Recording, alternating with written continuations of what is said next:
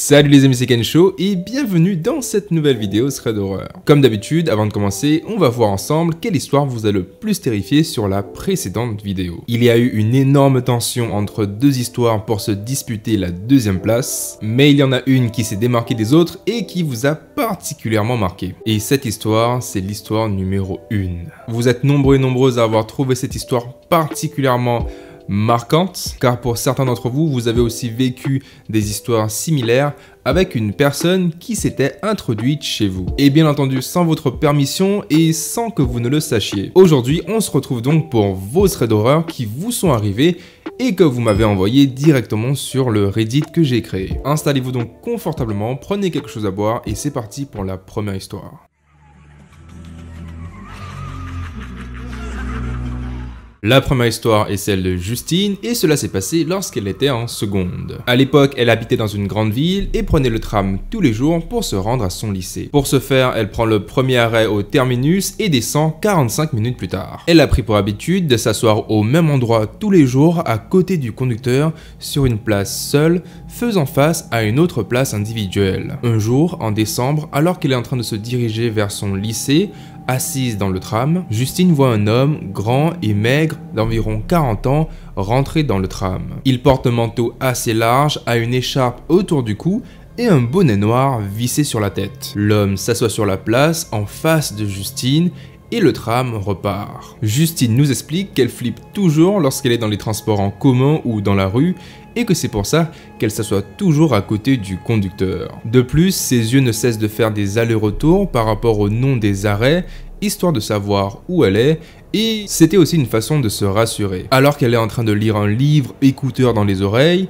Justine sent que quelqu'un était en train de l'observer. En levant la tête, elle remarque que c'était l'homme qui était assis juste en face d'elle. Elle se dit qu'il était sûrement curieux à l'idée de savoir quel livre elle était en train de lire, car c'était quelque chose que beaucoup de personnes faisaient aussi dans les transports en commun. De ce fait, elle n'ose pas lever les yeux pour voir à quel arrêt elle est, car elle n'a pas envie de croiser le regard de cet homme. Elle se dit tant pis et qu'elle descendra directement à l'arrêt et que tout cela sera fini. Et effectivement, arrivée à son arrêt, Justine descend et part en cours comme à son habitude. Sauf que, les jours suivants, en montant dans son tram, l'homme, lui, montait toujours à la même heure qu'elle et s'asseyait toujours en face d'elle. L'homme avait pris l'habitude de la fixer, les mains sur ses genoux, droit comme un pic. Durant ces quelques jours, Justine a croisé de nombreuses fois son regard terrifiant, mais bon, elle se dit que cet homme était peut-être juste sur le chemin de son travail, car il était 7h30 du matin et que beaucoup de gens faisaient pareil aussi. La semaine suivante, Justine décide de prendre un autre tram un peu plus tôt, histoire de ne pas croiser cet individu. Elle sort de chez elle 15 minutes plus tôt, s'installe à sa place habituelle, sort son livre et met ses écouteurs dans ses oreilles. Sauf que Justine a développé inconsciemment en elle un réflexe qui consistait à lever la tête à chaque fois que le tram s'arrêtait à l'arrêt de cet homme, histoire de vérifier s'il était bel et bien là. Et Justine remarque avec effroi qu'il était là, debout devant l'arrêt, prêt à monter dans le tram. Ce dernier prend place en face de Justine comme à son habitude et commence à la regarder. Il a le regard hyper profond mais surtout super troublant. Elle fait semblant de lire, sa musique est coupée et elle n'attendait qu'une seule chose, c'est de descendre du tram. Mais ce qui l'inquiète le plus, c'est que cet homme connaissait l'arrêt où elle descend d'habitude, et qu'il y avait environ 10 minutes de marche entre l'arrêt du tram et son lycée. Elle fait le trajet seule, et en règle générale, il y a d'autres lycéens qui eux aussi font le trajet avec elle, mais ce jour-là, étant donné qu'elle était partie un peu plus tôt, elle se disait qu'il y aurait sûrement moins de personnes présentes sur la route. Lorsque le tram arrive à son arrêt, Justine descend de ce dernier et se dirige vers son lycée. En chemin, elle se retourne plusieurs fois pour vérifier s'il était à ses trousses, mais elle ne voit personne. Elle continue donc sa journée comme si de rien n'était, et ce qui la soulage, c'est que c'était son dernier jour d'école avant les vacances d'hiver. Et c'est tant mieux car elle va en profiter pour oublier cet homme qui la perturbait depuis plusieurs jours. Avance rapide dans le temps jusqu'en janvier de l'année suivante. Justine reprend les cours, elle quitte sa maison et se dirige à son arrêt de tram. En montant dans ce dernier, elle s'assoit à sa place habituelle à côté du conducteur, commence à lire son livre, écouteurs dans les oreilles. Et là, arrivée à l'arrêt de l'homme qui la terrorisait en levant les yeux, elle aperçoit ce dernier debout, prêt à monter à bord. Même histoire, ce dernier s'assoit en face de Justine et commence à la regarder sans dire un seul mot. Cette fois-ci, c'en était trop. Elle décide de dire stop car elle en avait marre d'être tout le temps sous stress à cause de cet individu qui ne faisait que la regarder et montait toujours aux mêmes horaires qu'elle. Elle décide donc d'en parler à une amie et la convainc de prendre le même tram qu'elle afin de se rendre au lycée. Et surtout, elle lui explique de l'appeler par un autre prénom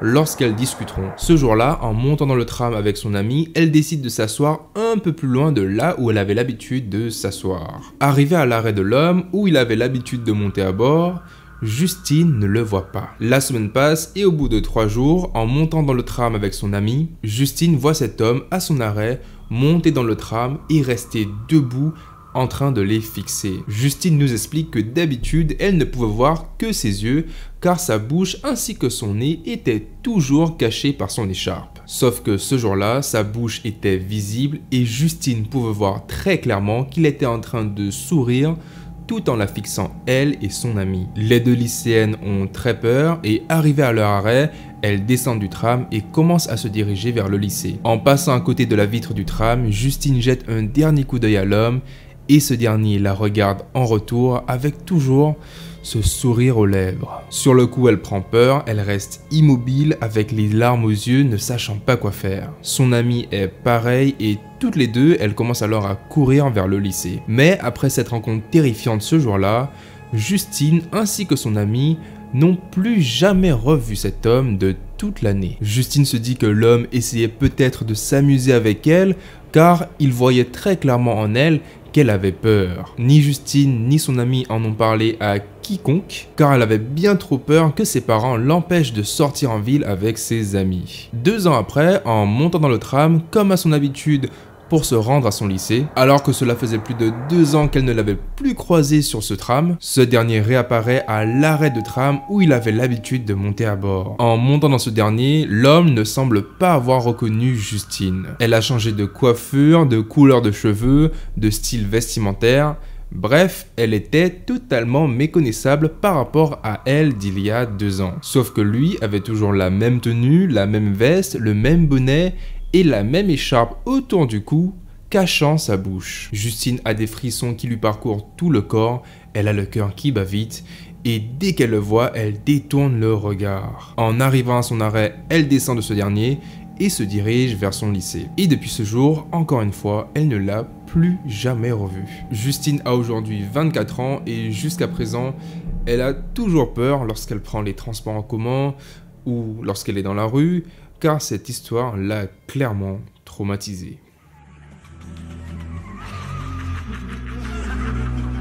La deuxième histoire est celle d'Artemis et cela s'est passé lorsqu'elle était bébé. Et cela va concerner principalement sa grand-mère qui, à l'époque, avait fait l'acquisition d'un hôtel en Corrèze. Ce qui au début devait être une aventure riche en émotions, s'est révélé être plus terrifiante que ce qu'elle croyait. Ce qu'elle va nous raconter sont quelques points marquants. Ce sujet est relativement tabou auprès de sa mamie et lorsqu'Artemis en parle à ses parents, c'est toujours les mêmes événements qui reviennent. Et vous allez très vite comprendre pourquoi. La mère d'Artemis ayant toujours eu des problèmes d'argent, sa mamie lui proposa donc de travailler dans l'hôtel qu'elle venait d'acquérir, chose qu'elle accepta. Un jour, alors que sa mère était seule à l'hôtel, cette dernière entendit des gens ranger leurs affaires dans l'une des chambres. Sa mère rouspéta intérieurement car personne ne l'avait prévenu que des clients allaient venir aujourd'hui. Et surtout, elle n'avait pas eu le temps de faire les chambres. Quelques minutes plus tard, sa grand-mère appelle sa mère pour lui demander de fermer une fenêtre de l'hôtel. Sa mère ferme la fenêtre en question et demande alors à la mamie d'Artemis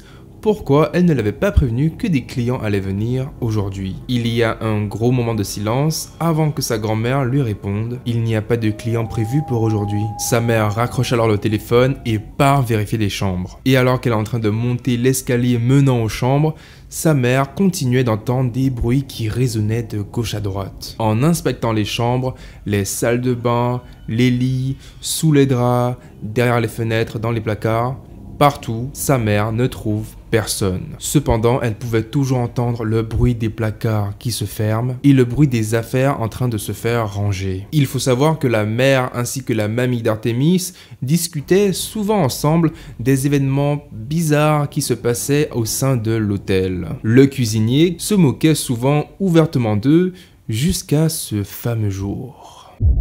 Un jour, ce dernier descend au sous-sol afin de se rendre à la chambre froide. Le cuisinier se penche vers l'un des congélateurs et ce faisant, il aperçoit la silhouette d'un homme qui semblait se pencher en même temps que lui. Il se retourne alors brusquement, effrayé, mais ne voit personne. Le cuisinier remonte alors en courant et dépose sa lettre de démission quelques jours après. Durant quelques années, Artémis ainsi que ses parents ont habité pendant quelques années dans un petit appartement situé dans l'hôtel. Ce dernier était situé au rez-de-chaussée, un peu au niveau du sous-sol, avec la fameuse chambre froide. Pratiquement toutes les nuits, entre 1h et 3h du matin, Artémis entendait souvent des billes tomber au sol, le bruit de chaises se faisant déplacer, etc.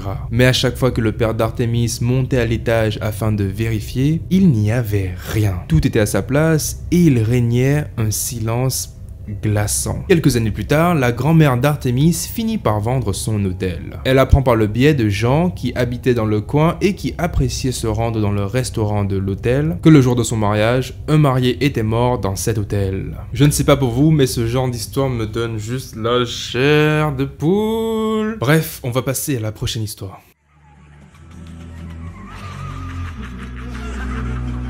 La troisième histoire est celle de Desti et cela lui est arrivé il y a quelques années de cela. Cela s'est passé un soir alors qu'elle habitait avec sa mère en région parisienne. Ce soir-là, c'était à son tour de sortir leur chien. Elle passe donc le colis à son chien, se saisit de ce dont elle a besoin, puis se rend à un parc à chiens situé à quelques mètres de la cité où elle habitait avec sa mère. Ce soir-là, en la sortant dehors, Desti remarque que cette dernière prenait beaucoup de temps à faire ses besoins. Mais bon, ce n'est pas grave, elle décide tout simplement de lui laisser le temps de faire ce dont elle a besoin. Desti nous explique aussi qu'elle est obligée de sortir sa chienne en laisse, car d'autres chiens plus petits venaient aussi avec leur maître dans ce parc, et elle voulait éviter à tout prix les disputes. Comme sa chienne met beaucoup trop de temps, Desti décide de la sortir en dehors du parc et de se rendre sur le trottoir afin de continuer à la promener. C'est ce qu'elle fait en général lorsque sa chienne ne veut pas faire ses besoins dans le parc. Sa chienne ayant été maltraitée dans le passé, cette dernière a un peu du mal à faire ses besoins dehors. Mais Desti a commencé à remarquer que lorsqu'elle promenait sa chienne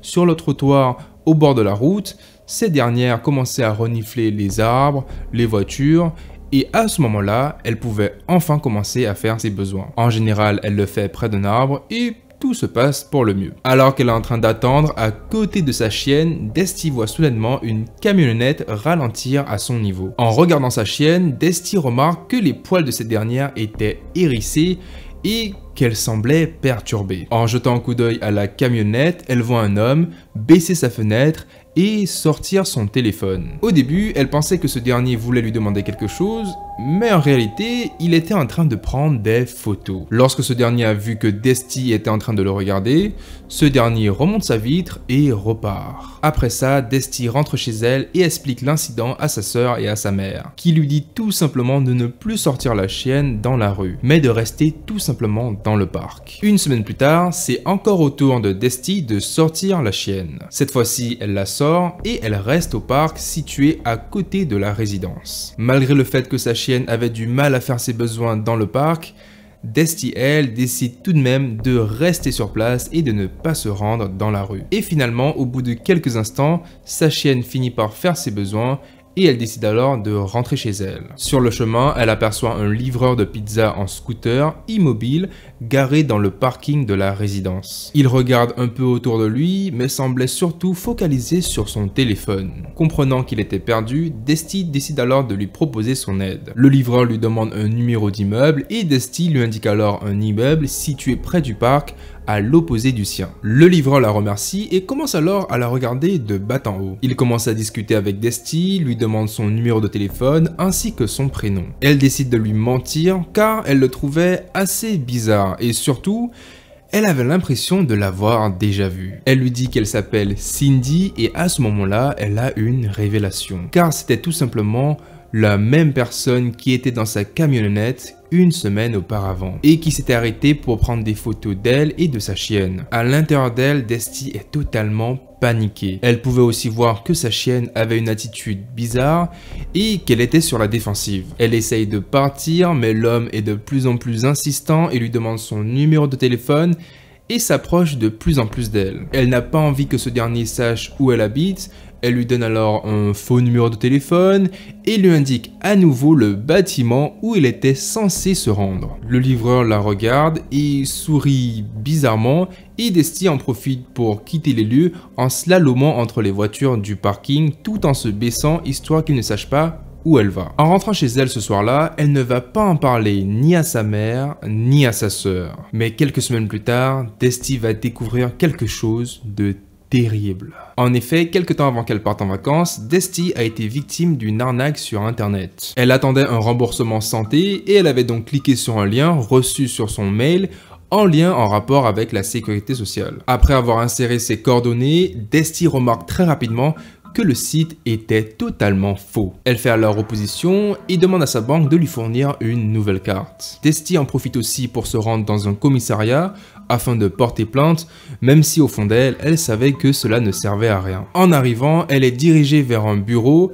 et un policier commence alors à prendre sa plainte. Et alors qu'elle est en train d'expliquer les faits, elle regarde des feuilles épinglées sur un mur derrière l'officier. Elle y voit des avis de recherche, mais surtout le portrait de l'homme qu'elle avait déjà vu 2 fois près de sa résidence. Desti décide alors de poser la question à l'agent afin de savoir qui était cet homme. Ce dernier lui explique qu'il était recherché pour harcèlement, vol de chien, agression et tentative de kidnapping sur femme, mais qu'il avait été retrouvé quelques jours auparavant. Depuis ce jour, Desti a arrêté de parler aux gens dans la rue et elle fait de plus en plus attention, surtout lorsqu'elle doit se promener seule la nuit. Mais bon, à présent, Desti a déménagé à la campagne, à plus de 2 heures de la région parisienne. Et elle s'y sent très bien. Heureusement, l'histoire de Desti se termine bien et que cet homme s'est finalement fait attraper. Car qui sait ce dont aurait été capable ce parfait psychopathe. Les amis, c'est déjà la fin de la vidéo, j'espère vraiment que vous avez apprécié ces histoires et que vous avez passé un excellent moment. Bien évidemment, on remercie les auteurs des histoires de nous avoir partagé ces histoires terrifiantes et on espère que vous vous portez tous bien à présent. Franchement, je sais déjà quelle histoire m'a le plus fait flipper puisque je suis le premier à vous les raconter. Petit indice, c'est celle qui m'a donné la chair de poule durant tout le long. Vous aussi, prenez une seconde afin de voter pour l'histoire qui vous a le plus marqué, le plus terrifié, le plus horrifié entre la 1, la 2 et la 3. Vous pouvez aussi écrire des messages personnalisés dans les commentaires pour les auteurs des histoires afin de partager votre avis, donner des conseils, etc. Sur ce, n'oubliez pas de laisser un petit j'aime afin de soutenir mon travail, de commenter, de partager la vidéo et à vous abonner avec le ramen qui se situe juste à ma gauche. Prenez soin de vous, je vous dis à la prochaine pour une nouvelle vidéo. C'était Kensho. Ciao.